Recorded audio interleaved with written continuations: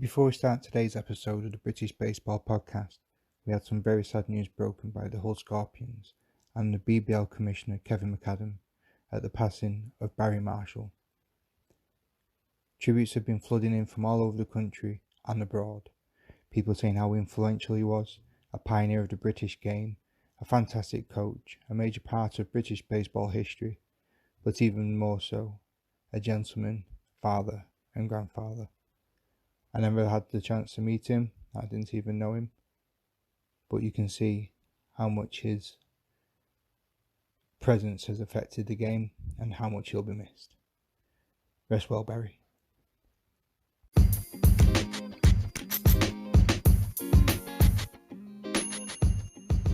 Hello baseball fans, and welcome into another edition of the British Baseball Podcast. I'm your host Matthew, and on today's show I'm glad to have alongside me the Great Britain u23 head coach and the head coach of the London Mets, Drew Spencer. You can follow Drew on Twitter at CaperBeats. All his details are in the show notes, and you can also follow the show at Brit Baseball Pod on the social medias. Drew gives us a really good review of the London Mets Baseball Club, also some fantastic stories of his time as a player and as a coach. He's thankful to the game and also baseball memories movement that he started on Twitter. He also talks about one of the most famous stadiums that he's ever played in Major League Baseball and some other great audio gold stories too. You don't want to miss this one. So at the end of the show, or if you fancy doing a bit of multitasking, why not let him know what a great job he's doing and what a great storyteller he is. Without further delay, get a kettle on, get your cup of tea, pick out a couple of biscuits, and enjoy the show.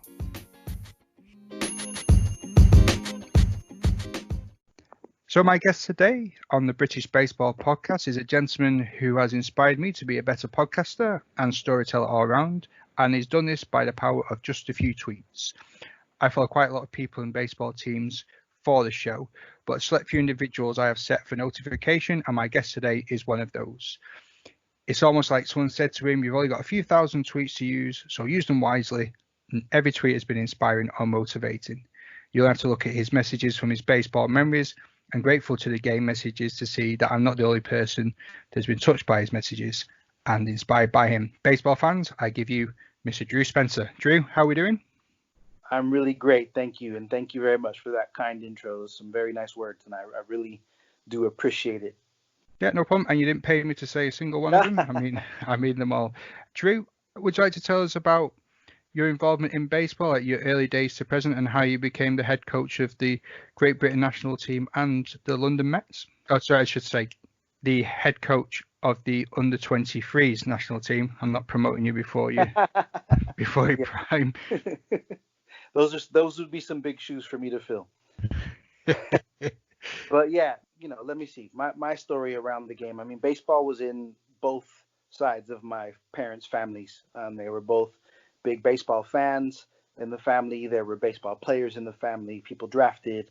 It was something that just has always been, I've always been around. So, growing up in Southern California, where I did, we signed up to the local Little League, and I had that kind of typical journey, I think, that a lot of American baseball players have, kind of T-ball, Little League, Babe Ruth, Legion baseball, high school ball in Southern California, which I realize is a very fortunate thing, because I think even in the States, there's a lot of guys who play in places that don't have the weather that we have, and the sheer number of schools and universities because of the population and things like that give us an opportunity to play in a really competitive market and develop in a really competitive market. So, I cut my teeth in Southern California and played high school ball in a suburb of LA called Glendale. My high school was Hoover High School, which is one of the 3 high schools in the Glendale area, and was a great place to go to school and a great place to play ball. From there, I went to Dartmouth College and played 4 years of college ball there, which was, a real highlight in my life. A couple seasons in the Cape Cod Summer League, which was the highest level I reached as a player. And then, took some time out. There's a story there we can come back to, but took some time out from the game and got a job and kind of got my big boy life going, as it were. And ended up in 2006 moving to the UK. When I moved here, my son was 2. I was married then to his mother, which is not a thing anymore. But she, credit to her. We'd been here about 3 years, and she could tell I was a bit homesick, and it was weird that my son was growing up in a place with British accents and different sports and all of that. So she suggested that we find a baseball club and something that he could do that I could do baseball with him to build that connection, that kind of chance for a dad and a son to go play catch and some of that stuff. And she wanted us to have that, so we found London Sports, which was a youth league here in the London area. Got involved there. So my coaching career began properly in the UK, and it's on that journey that kind of led me from coaching youth baseball, which is where I started. And basically, for the first few years, I was my son's coach. I was doing what a lot of dads do in the sport, which is showing up, and there's a field, and there's a bunch of kids who want to play, and there's not enough parents who have the desire or the knowledge to coach. So I realized pretty quickly that I could help out, and just thought, what kind of dad am I to sit here in my folding chair with my newspaper and my cup of coffee and not get involved when they need my help. So did that. Now I'll be honest, didn't realize how much I was going to love coaching. So wanted to get better. Started looking at drills and videos online and how can I teach these kids the game? And as they progressed and as my son progressed, he hit that age where London Sports and those days stopped offering baseball. And you had a choice at that point, if you played in London Sports, to leave and go to a couple of other clubs, one of which was the London Mets. So my son really wanted to go be part of the Mets, and that seemed interesting to me. So we started looking into it, and I knew a few guys that had sons that had made that same transfer. So they put me in touch with a guy there called Eric Henson, who was the head coach of the London Mets NBL team at the time. And we went for a coffee. And this was a really hilarious story because Eric and I sat down, and he proceeds to tell me about his philosophy as a coach and his background in the game. And it went a bit like this. He goes, so yeah, I'm a Southern California guy. And I was like, oh, really? No way. Me too. He said, yeah. I said, where are you from? He said, oh, I grew up in a suburb. So did I. Which one? Well, I grew up in Burbank, which, by the way, is the neighboring town to Glendale. Okay. So I was like, no way. What high school did you go to? I went to Burroughs. Get out of here. I went to Hoover. Yeah, no, okay. Well, what year did you graduate? 93. No way. Me too. So Eric and I, that coffee ended with us realizing two things. One, we had exactly the same background. We played in the same area. Our high schools played each other, not in our conference, but we played each other every year because we were only a few miles apart. We played on the same travel team and didn't remember being teammates. Wow. And we both played in the same scouting league. A lot of the major league clubs in those days would set up scouting leagues for local high school kids that would be invited to come and play like a scrimmage game once a week. And we had both been involved in one with the LA Dodgers. So we both made this long trip down to Cal State Fullerton to play on that field. It was just wild. We had all the same experiences and we were exactly the same age. So that was one thing. The second thing was I was going to be a coach for the London Mets. And the reason for that was he said to me, there's not enough guys in this country who are willing to put in the kind of commitment it takes to really build a program. And he said, so there are great clubs, there are great teams, there are great coaches, but nobody's really put it all together. And it's harming the kids coming up who want to go, not everybody wants this, but there are kids that want to go and play college ball and want to go on and play for the national team or play for a top club in Italy or Germany. And the system here doesn't give them what they need to get there. So he's like, what I'm trying to build with the Mets is a club and a program who is capable of getting guys into college. So as the father of a 13-year-old pitcher who at that time dreamed of playing college baseball, and as someone who played it myself, I was sold. And that's how I became the Mets coach. So got to the Mets as a youth coach, got involved in the administration of the club and things like that. And at one point, Eric Henson decided to retire, and we needed a head coach for the Mets. Now, truth is, I didn't want the job. And part of the reason I didn't want the job, true story, and the guys that were involved will know this, I didn't think I was ready because I'd only coached youth baseball up until that point. We'd had some success, but it's not hard to be successful when you're coaching a team that has as much talent as some of the Mets youth teams did. So in my head, I was like, yeah, look, I know how to put a lineup together, but I don't know that I'm ready to coach in the National League. And that was something I wasn't sure about. So actually, Jonathan Cramin took the job and did it for a year, and I spent a lot of time around the team and got to know them and got a little bit more comfort level going with coaching at that level, and took on the team the following year. It was a great season. We won the championship.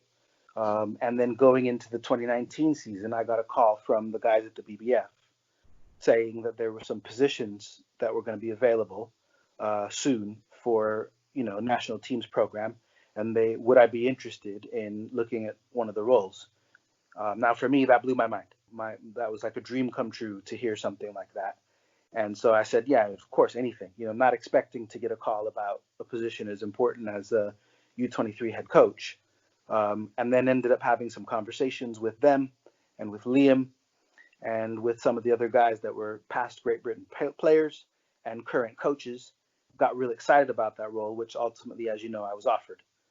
So that path really, my coaching path really got started here in the UK. And I tell a lot of guys in the States when we talk about this, that to go from a youth coach to a national team head coach, especially at a U23 level, in like 10, 11 years, doesn't happen in many countries.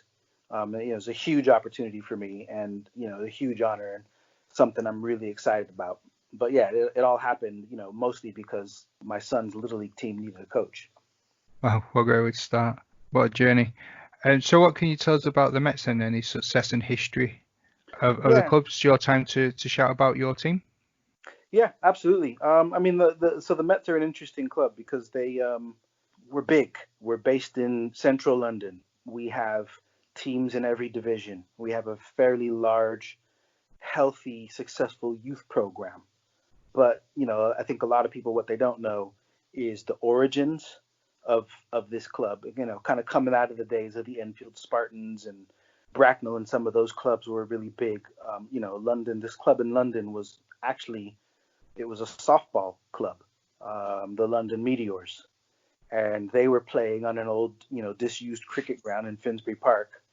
And the story goes, and I should pause here and say, there are a few different stories, much like the origins of baseball. There are a few different stories about the origins of the Mets. They all broadly revolve around the same few truths.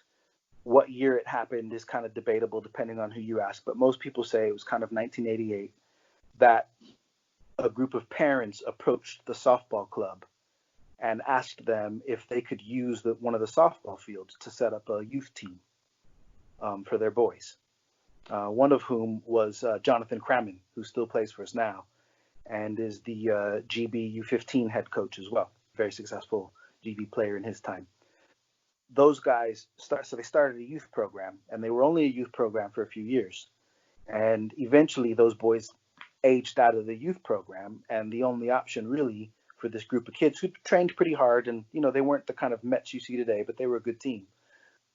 There was a decision to set up an adult team, basically to make sure that these kids who'd been training for years had a place to go. And that's the kind of origin of the London Mets. It was originally called the London Meteorites Baseball Club to show a little bit of a nod to the Meteor Softball Club.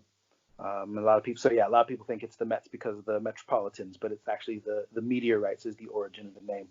Interesting. So yeah, so this club goes on for years and years, and there are a number of coaches who come along who kind of have an impact in the Mets becoming what they are. There's a guy called Sam Dempster, who was, I think, won 3 championships in the early days with the adult team, and kind of good coach, inspired a lot of guys.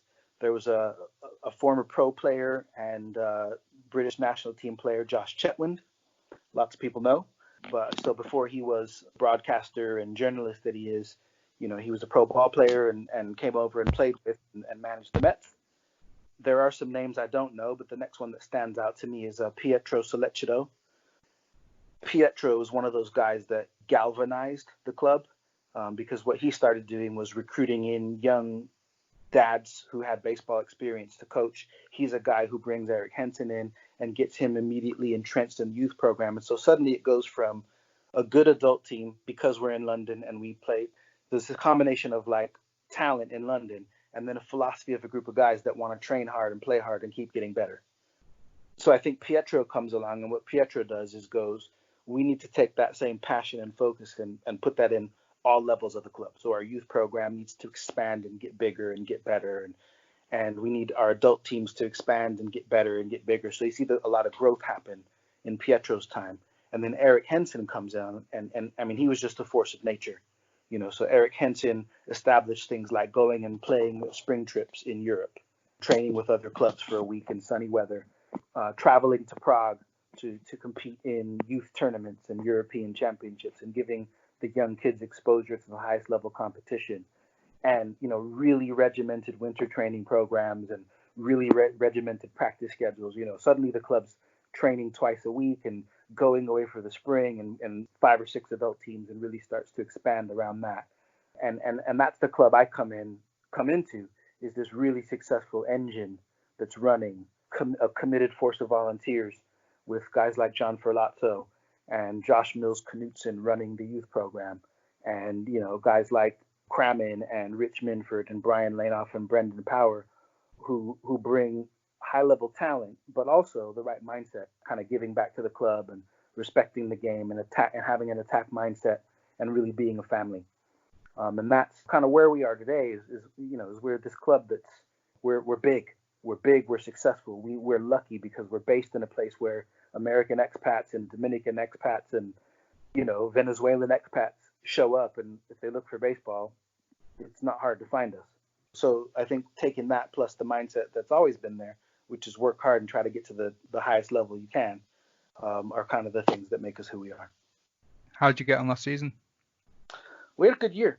2019, well, it really begins with 2018 going to Bulgaria for the Federations Cup qualifier and being unsuccessful, and then coming back and having a really strong end to the 2018 season put us in the sense that, like, it's really great to continue to win national championships, but British teams need to start winning in Europe.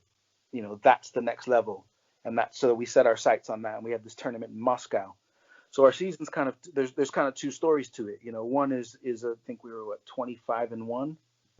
Had some fantastic talent on that team. It was one of the best baseball teams I've ever been a part of at any level anywhere.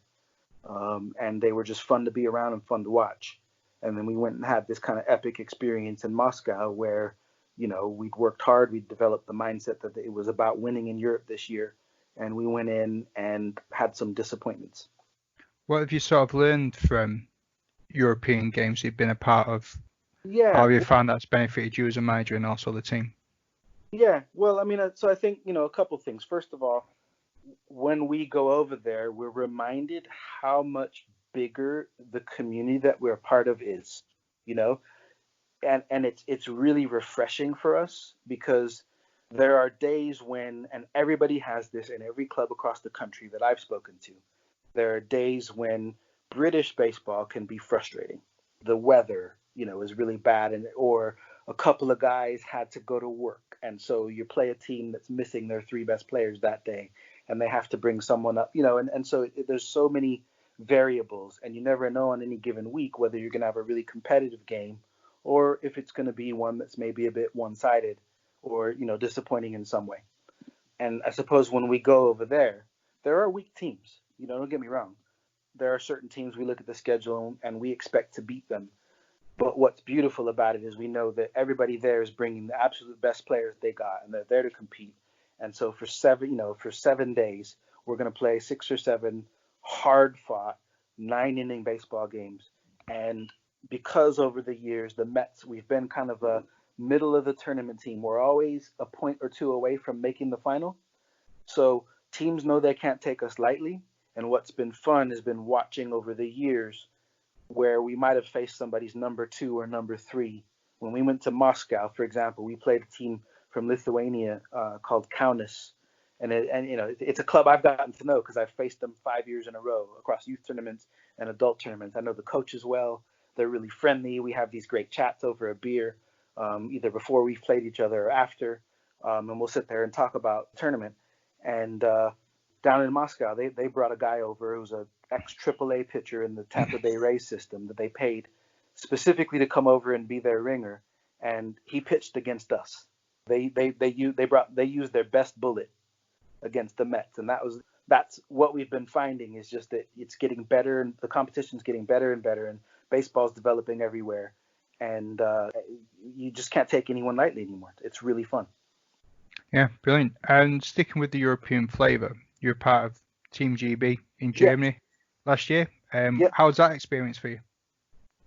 It was an incredible experience that would be hard to put into words. And I'll be honest, like, you could ask me that question 5 times, and I could probably tell 5 different amazing stories about that experience.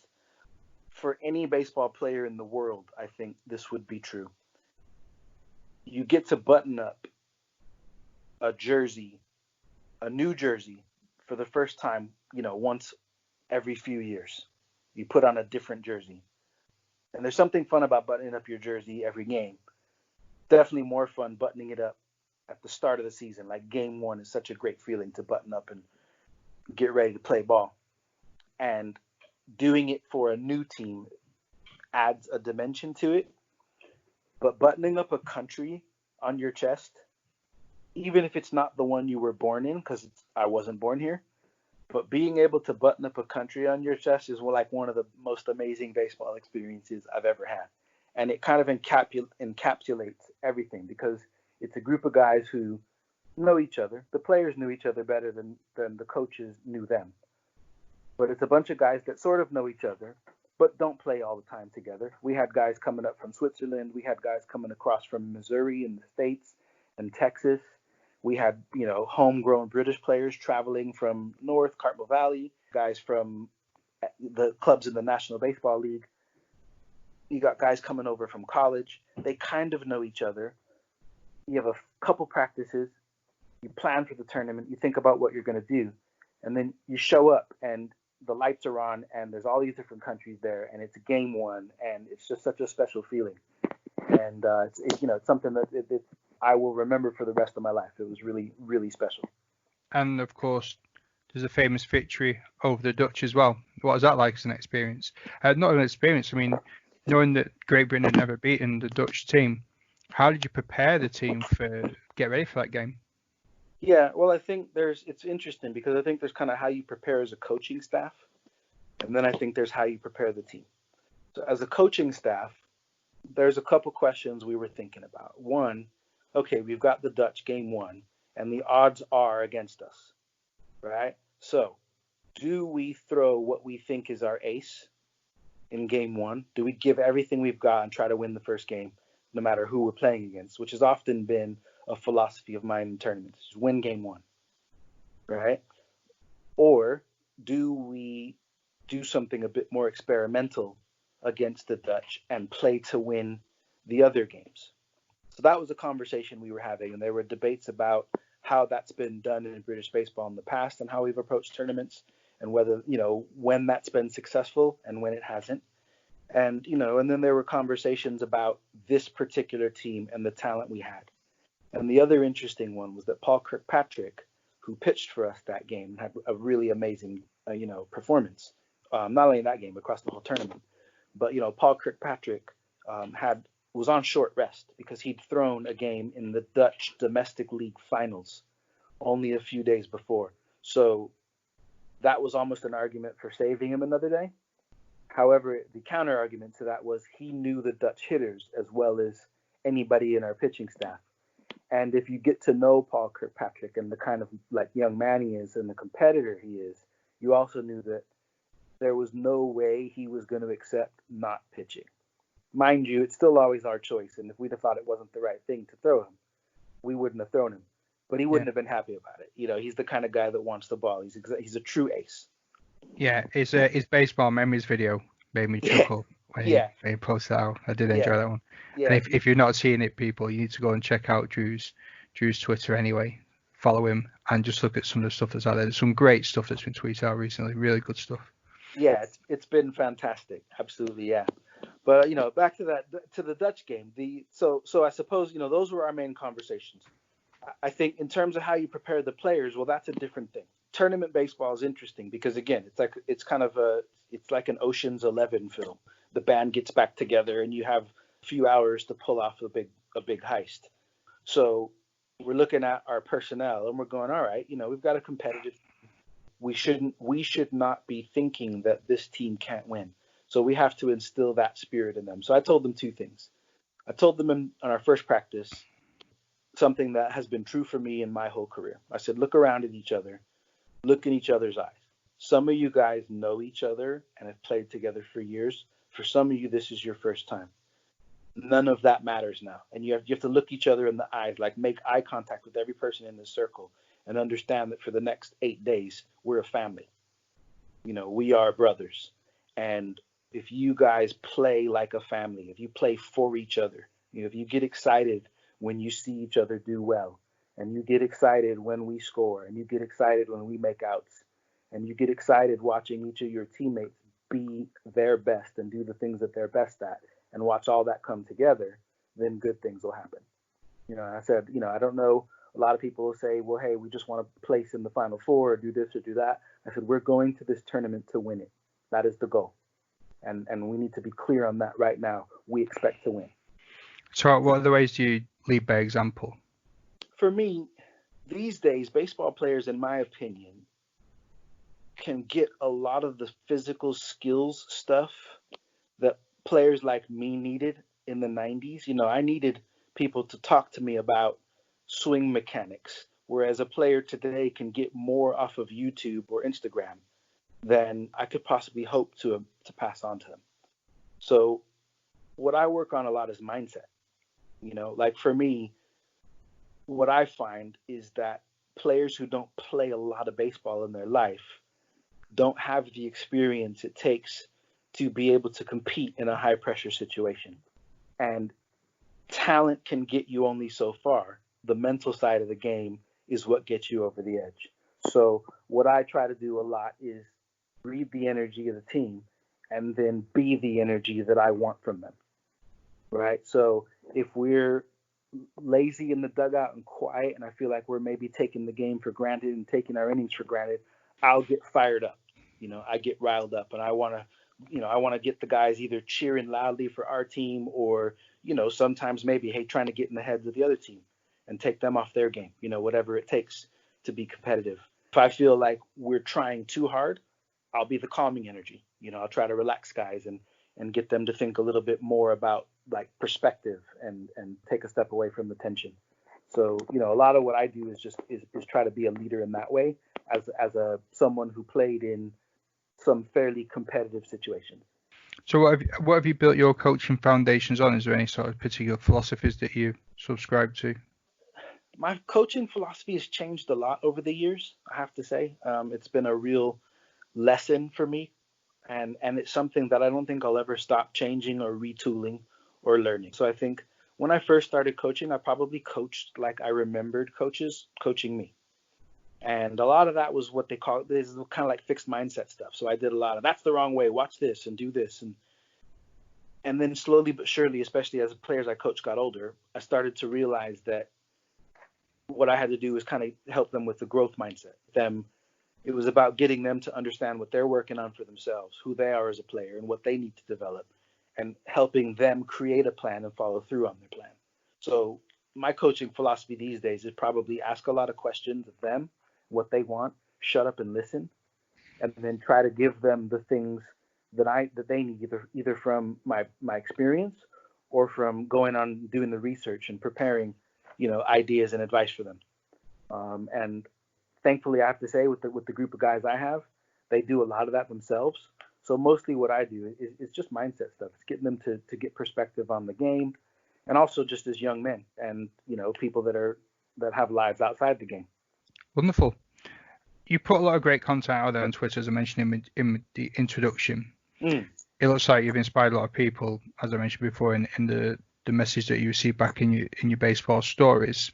Yeah. Who inspired you as a player, and who inspires you today in life and as a coach? Yeah.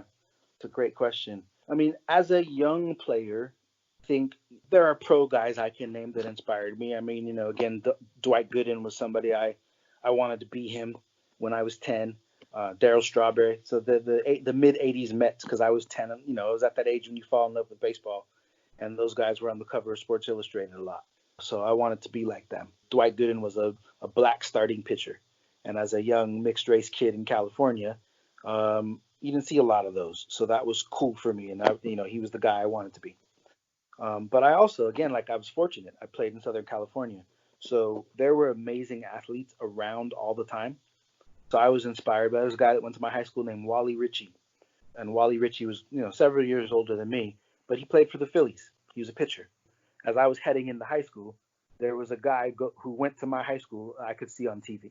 That was pretty inspiring because it made me feel like I could get there from where I was. And then also my peers. So I played with a guy named Nate Dishington, who was drafted in the 15th or 16th round by the Cardinals as a catcher. We were same year in high school, captains of the team, traveled together to summer ball games. He was my buddy. Dish was a beast. Like he played the game. He was a quarterback as well. So he played baseball with that attack mindset of an American football player. And it's just he hit balls so hard. He hit a ball in our senior year that probably went 500 feet. And he did that regularly. He was just a beast. So he was somebody that inspired me to, it's just like give 150% all the time. In college, I played in the Cape Cod League with a guy named Todd Helton. Todd Helton was a pretty decent player. There's a case to be made for him going into the Hall of Fame as a player for the Rockies.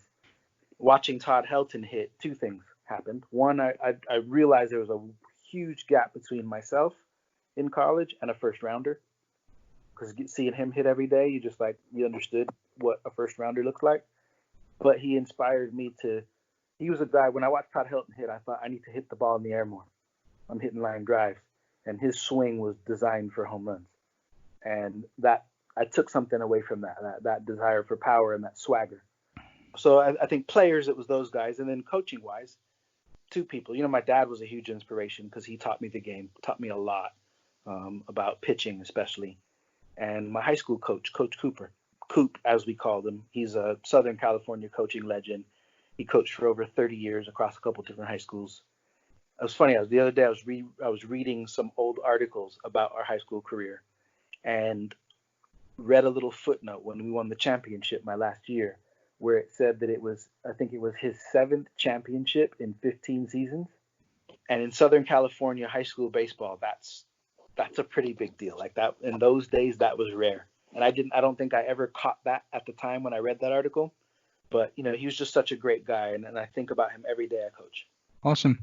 We hear a lot about life lessons that baseball gives to people. What sort of life lessons have you learned from baseball, and what have you been able to use baseball as a way to give life lessons to others?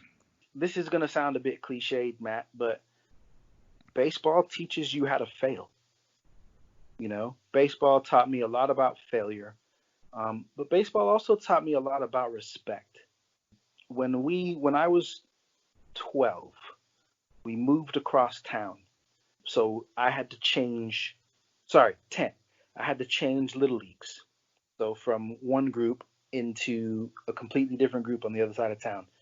And I was in my last years of T-ball. So I was like one of the older kids and therefore quite good. And we had this tryout. And I remember the coaches watching me play catch with my dad, some of the coaches over on the side. And a couple of them took my dad aside and said, "Your son looks pretty good." Well, I don't remember exactly what they said. He passed this on to me. But what he said was, "Your son looks pretty good. You should have him do badly during the tryout so that the other coaches don't draft him, because we're putting together a team that's going to win the championship. And we want your son on our team. And we won't have enough draft points to draft him if he plays as well as we've just seen him warming up with you here on the side. So tell him to do bad." Now, what they didn't know is that my dad had moved towns around the same age and had ended up on a team where the coach only played all of his friends' sons. and my dad didn't get a look in, and he'd never forgotten it. So of course he took me aside, and I was like, Dad, what are those guys talking about? He said, don't worry about it. Go out there and do your best. Yeah. We ended up on the worst team in the league. We were terrible. And their team won in 2 seasons. They went 42-2. My dad later told me the story because I was really mad that this team was so good. It seemed really unfair. And he told me this story about how they cheated to be as good as they were. And it really, really made me angry. I remember being really like this sense of unfairness, but it pumped me up because whenever I played against them, I wanted to pitch and I wanted to absolutely murder these guys. Like I just wanted to destroy them because they were so cocky and arrogant at school and around town about how good they were. And I think that, one of the things that baseball gave me was this real sense that there are people out there that are going to try to cheat you. And your job is to stay the course because you're going to get opportunities to prove that you're better than them and in face, in kind of one-on-one competition. And you'll, when you get that moment, it's sorry, I'm not expressing this right, but it's, you're going to get that moment. And when it comes, it's almost like karma will get them. Yeah. And so I used to pitch my best games against that team. And those are kind of those two things for me, is that respect for the game and that sense of fairness are probably two things that the game's given me. Awesome. So what are your favorite baseball memories? Can it be as a player, coach, spectator, or just doing stuff with your dad? My earliest memories, and which are probably some of my happiest ones, would be after our Little League games used to finish. We'd stay at the park all day till the sun came down. We'd be there all day. And, the next teams would be playing. And what we'd be doing is we'd be standing just beyond center field in this park, which had a huge field area. They'd sometimes play football matches, soccer games over there. And we'd just play pickle. All the kids whose game you'd still have your uniform on, you'd still have your jersey on. It didn't matter if you'd just beaten each other or, one team had destroyed each other or it was a close game. You were all just friends. And we'd sit there with our gloves and our uniforms on, and you'd set up two bases, and we'd just sit there and play pickle for hours. And, that kind of sheer joy and fun and freedom of the game and just playing catch with your friends is probably still my favorite part of it. And definitely I look back to those days in Brand Park in Glendale, and that really stands out. A couple of others. I mean, the day that I found out that I was going to play in the Cape League was pretty exciting as a player. That to me was fantastic. I think because it was an end of season in my first year, and we got to play in this game. We got to play an all-star game in Fenway Park. So it was all the New England colleges, and they organized the best of Division I against the best of Divisions 2 and 3 combined. So I'm having this like day of my life. I played center field, took batting practice at Fenway Park, and played 3 innings of center field. Had a couple of at bats in a major league stadium. Blew my mind. That's amazing. That absolutely blew my mind. And then as the game finishes, I'm leaving. And in about 3 days' time, I'm going to get on a plane back to California for the summer. After my first year of uni, my dad has set up a summer league for me to play in. He's got me a job and some things. And this guy in a red hat just kind of waves to me as I'm packing up my things and calls me over and says, "Have you heard of the Cape League?" Which, of course, I had. My college coach had told me, hey, maybe in 2 or 3 years, if you play well enough, I can get you an invitation to the Cape League, because he coached there. And here I am after my first year of uni. And this guy, he says to me, I'm with the Orleans Cardinals. They're now called the Firebirds, I think, but they used to be the Orleans Cardinals. And he said, we've got a guy whose university doesn't finish for another couple weeks. So he can't get here for 3 weeks. And we need an outfielder, and you played pretty well today. So how would you like to come and play in Orleans for a couple weeks just as a replacement player? That was a pretty exciting time as a player. And then I think probably as a coach, one of my favorite memories is in Stuttgart, Germany in 2018. I went with a team of Mets that were aged 18 and under for a Pony League tournament for 18U. So it's the Palomino division, and it was a European championship. And we had a group of teenagers in the Mets that were just dominant for a few years. And this was kind of their last hurrah. And we went down there and we're playing the first game against the host, the Stuttgart Reds, and they're a very good team. They have all their local kids. Nobody had to get on the plane, so they get the full roster to pull from. And they've got some great talent and this nice, nice baseball field and everything. We're playing this really close game, and their star player comes up and he hits an absolute rocket to right field. Now, our right fielder was a kid named Jaime Gustafson. His dad, Eric, and his brother, Eric, both named Eric, are part of the GB under-12 team. Eric Gustafson, the younger one, plays, and the dad is part of the coaching staff. And I've known them for years. And so, Jaime, who's normally a second baseman, is playing right field. And he's not normally an outfielder, but we wanted him in the lineup that game. And this kid hits this ball, and I'm like, right, that's a triple. It's deep in right center field. They're going to score. This is not good. And Jaime makes the most incredible diving Superman catch. I mean, he was fully horizontal, and the ball just lands in like the end of his glove, and he hits the ground, and the whole place just erupts. Everybody's excited. Nobody could believe he made this catch. One of the best catches I've ever seen anywhere at any level. So good that the kid who hit the ball, when Jaime's coming off the field, shakes his hand. He just went, "Hell yeah, man! That was an amazing catch. I can't believe that." And it set the tone for a really great tournament. We finished second, which was a really good finish for the Mets. And I'll never forget Jaime making that play. I don't think he knew he caught it until he got up and caught his breath. And that was just a really special baseball memory. That's brilliant. I always hung that on film for him. Yeah, I wish we'd had it on film. In fact, it's interesting because they had a camera running from behind home plate, but it cuts off you, so you can see the ball hit, and then you just hear the crowd go crazy. It's terrible. You mentioned a minute ago about playing at Fenway. Is that the closest to the majors that you got as a player? So as a player, yeah, I mean the Cape Cod League is the highest level I reached. So it's if you don't know it, it's a invitation only collegiate summer league. And it's been around for like 135 years or something, which is in America is very old, as you know. And some of the best players in baseball history played in the Cape League. It's a really, really exciting league. And so it was why it was so exciting to get to play there. That was the highest level I reached. You said it like it started to show about being around people that were drafted. Were you ever at that level where you were considered to be draftable, or was it like, did you know where your level was? Yeah. Well, I mean, to be honest, like my passion for the game was crushed for a while because of that hope. And that's a familiar story. I mean, you think anybody who played at a certain level in the States, if you played competitive high school ball and you were good, you probably thought the phone might ring. Yeah. Especially I'm old enough that, when I was drafted, they had lots of rounds. So, the kind of the days when you could get taken in the 58th round were still possible. So for me, I think coming out of high school, I think I knew I was on the radar. I mentioned I played in the scouting league, so I knew that they knew who I was. And I think I finished in maybe the top 30 in hitting in Southern California my junior and my senior year. So I was on the radar, but I didn't get the call. And then I went to college, and I had a good career in college. I worked hard.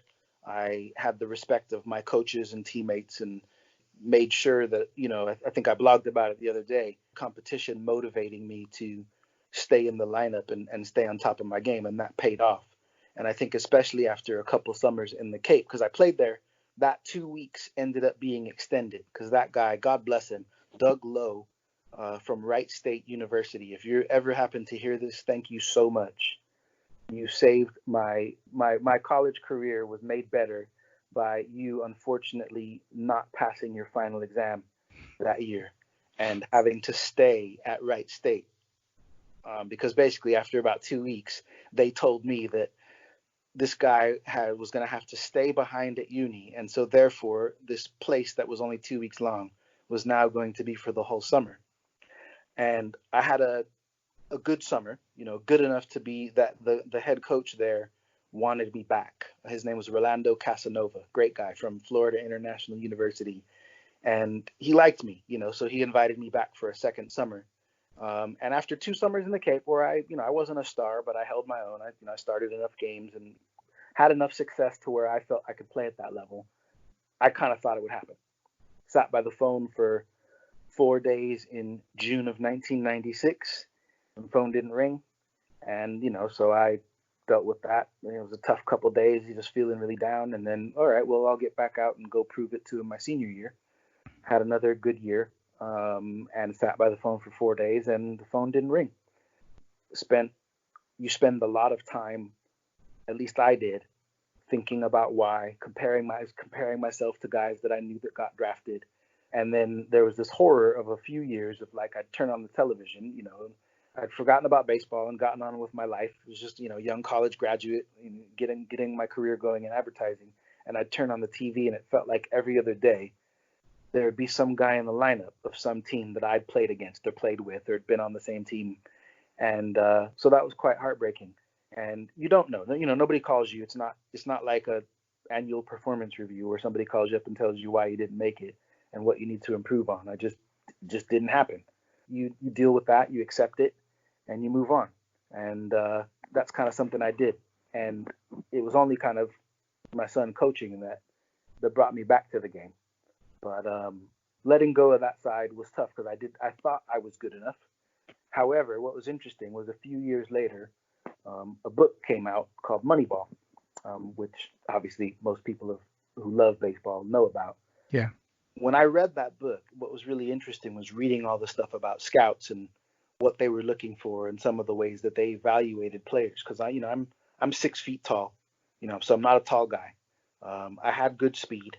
I was good contact line drive hitter. I didn't hit for a lot of power. I had a decent arm.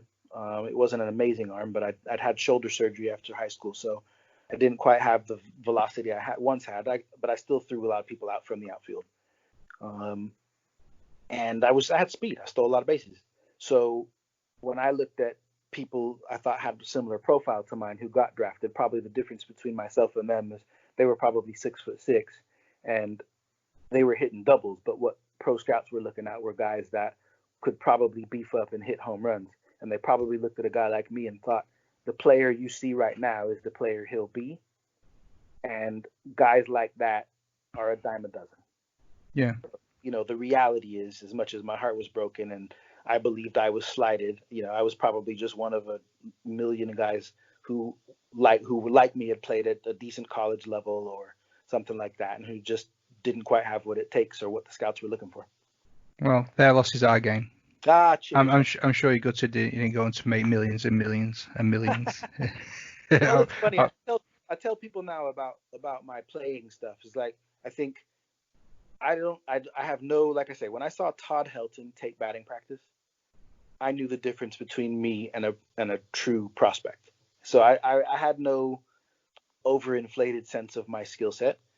I don't think I would have been a top prospect, but I do think I would have loved to have played one baseball game that I was being paid for.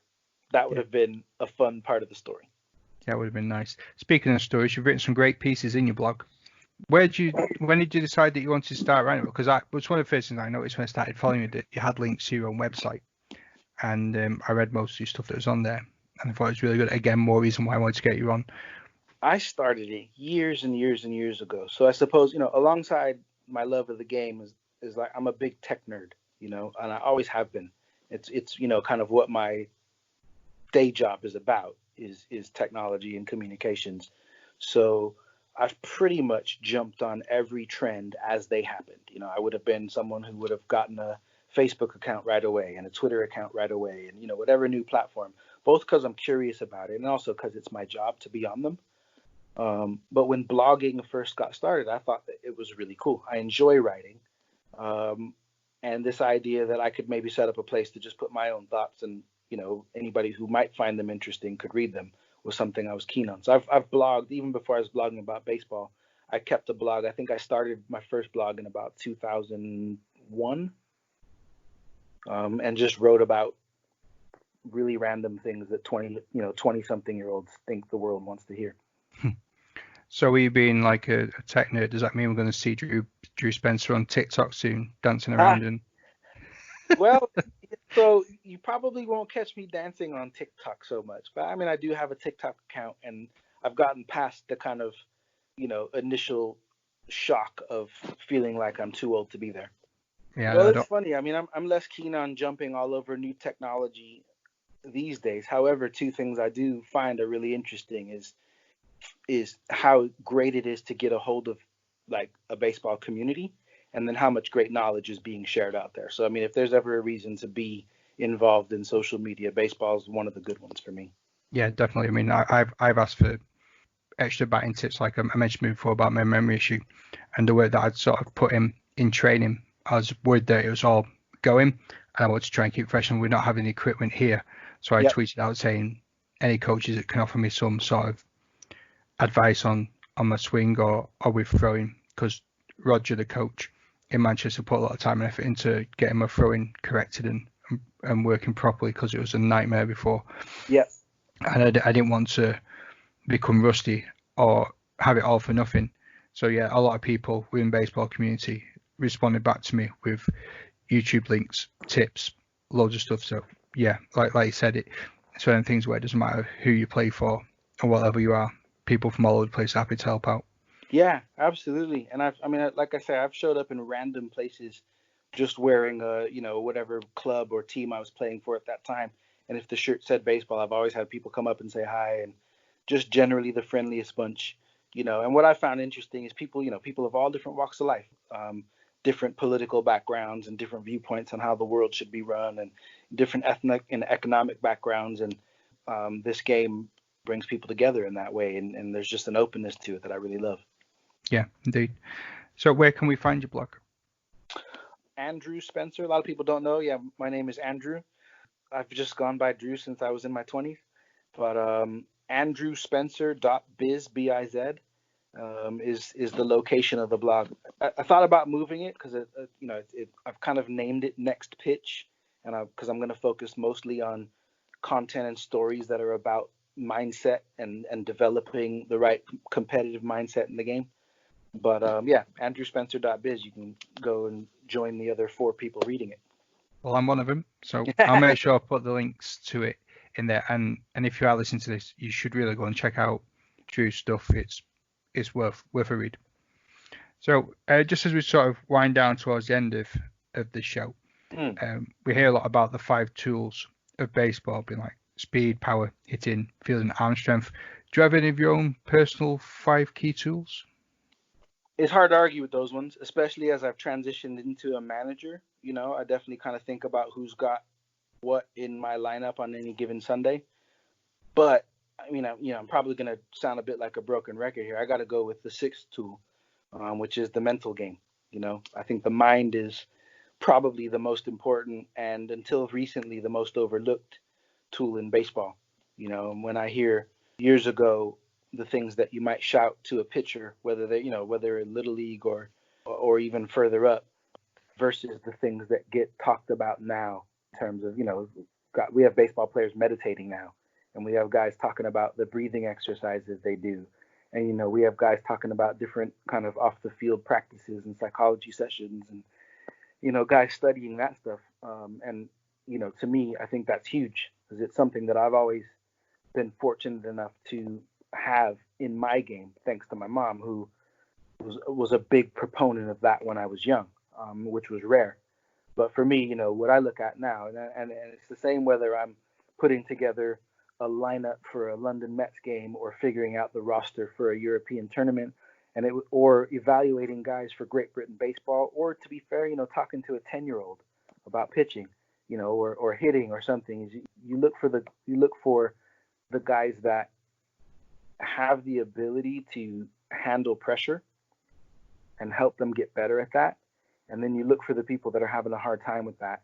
And the guys that have raw skills and have a hard time with the mental side of the game can make such great gains when they start to focus on that. And that's been really exciting for me. So as a tool, I've been trying to give everybody I come into contact with, but especially guys on my teams, as much exposure to and encouragement to follow that path in the game. One last one for me. Who are some of the best players that you've seen play in the British game? Ah, that's a good one. Now, can I ask a question? Yeah, shoot. Do you want to know British born, like sort of British native players, or people who play in Britain? Both. Okay. I'll start with British own, like British born or British native players. And I have to say, first and foremost, I will, like, these are guys I've seen. I've heard stories about a lot of great British baseball players, and even met some of them, but haven't had the privilege of seeing some of those guys play. So, in terms of guys I've seen, some of my favorite guys to watch play, and in some cases, guys I least like facing when we're playing in the Mets, be guys like Jordan Edmonds. He was played for Southampton for a few years, plays for Great Britain, played for us last year. He has an energy and an excitement that is unmatched to me in terms of guys in his age group. Probably the only one that I would put in alongside him in terms of like just that sheer force and that power and passion is Zach Stroman. Zach Stroman's a guy who came up in the Mets youth program, played 4 years of college ball, and has played in the Great Britain uniform as well. And I've seen him hit a couple baseballs. He hit one when we were in Bulgaria. It was a foul ball, unfortunately, but I swear that ball hasn't landed yet. He hit that ball so hard, I'll never forget the sound of that ball coming off the bat. But those are guys that I've been in the same dugout with. A guy I really respect is Gary Davison, who was also with Southampton and plays for Hearts now. That guy's a tough out, and you can see why he was selected by Liam for the GB Seniors this year. And that had some good at bats there and a good performance in the Euros. But he's somebody that I don't ever want to be coming up to bat if we're only up by a couple runs and they got guys on base. Jamie Dix is another guy I think come up through the British game and really love seeing play. And another one I'll throw out there is Will Linton, who rejoined the London Mets in 2018. He said he was going to come help and coach. I asked him if he'd be interested in being on the roster as well. When we went to Moscow this year, we put him into catch. He caught for us in the finals in 2018. 2019, he caught most of our games in Moscow. And I have to say, he's still a guy I would love to write into the catcher position in any lineup I've got, even though he'll tell you that, he's past his prime. But he's still a fantastic guy to watch catch a game and call a game. And so I put Will up there as well. And I always like to leave the last word open to the guest. So anything you want to say before we go, any parting advice? Well, guys, I think for me, support each other through this. I think we're in this really odd time where we can't play ball. And that was a lot of what I tried to do on my Twitter feed was just this game. It's easy to get down and feel frustrated right now because we all worked hard and we're excited about starting a new season. Some of us like yourself for the first time, others maybe for the last time. But for a lot of people, there's also seasons that meant a lot. I think about Zach Stroman, who I mentioned, he was going to go play in Hamburg this year, which was a really exciting step for him in his career. And, I think about the guys that were going to go play for Great Britain in the WBCs. And, I think about the GB under 12 team that was going to go compete in the championship this season. I think about all these people who had high hopes and ambitions for the season, whether that's in Sheffield or in Hull, as much as it is in Guildford or Bristol. We all lost something this year, but, we haven't lost each other. And I think the more that we can reach out and do things like you're doing, talk about the game and spread your passion and love for it and reach out to people and make positive comments to each other and join leagues and just connect, because that's, when it's all said and done and you're done playing, it's fun to talk about my playing days because, you don't get to do that much anymore. But when it's all said and done, you look back and you won't remember wins and losses and you won't remember what the final score was. What you'll remember is your teammates and all the people that, you get to be a part of this with. So I guess, in terms of my parting words, it's kind of like look after your teammates and look after yourselves, and baseball will come. Beautifully put. Thank you so much. It's probably not a bad time for us to maybe just give a quick shout out to all the girlfriends and wives of British baseball, especially because I think it's one thing if you're boyfriend or husband's involved in a D1 college program or is playing minor league ball and might become a millionaire one day.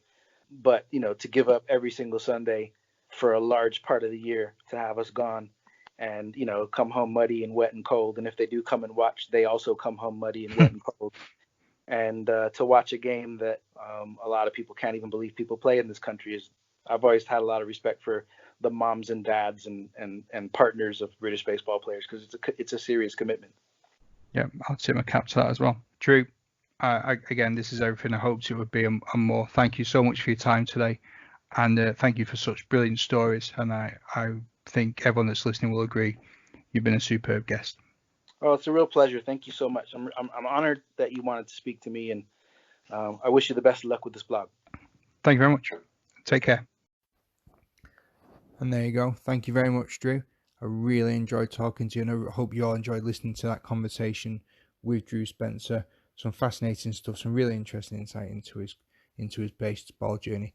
I'm thinking of trying to do more segments like this on the British Baseball Podcast. So if there's anybody that you'd like to try and get hold of to interview and have a conversation with, then please let me know. Or if you'd like to hear from any of our old guests a bit more about their life in baseball, more than just talking about coaching and stuff like that, then please get in touch with the show. Let me know who you'd like to hear from, and I'll see what I can sort out. But that's all from me for today, and I think you'll really enjoy what we've got set up for next week, where I have some developments on the Field of Dreams UK project that I jokingly talked about and tweeted about not too long ago, and yeah, you'll see. But for now, ta-ra.